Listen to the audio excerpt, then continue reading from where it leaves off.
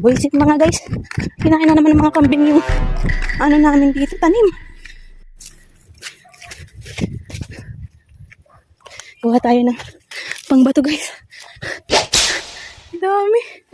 Putik. Putik na yun, dami. Putik. Hawawa yung mga tanim namin dito. Inubos ng mga kambing na yan. Nandito pa.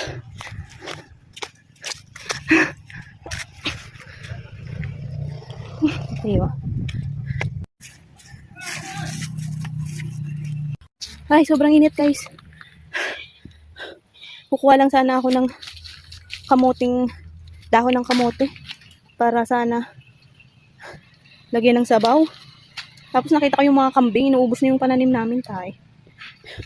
Ayan, ang dami nila. Guys, kawawa talaga yung mga pananim natin pag ganito. Na may mga inuubos na nila lahat, oh. Ay, inuubos na nila yung mga pananim. Ayan, sobrang init. Shout out sa may-ari ng mga kambing na to.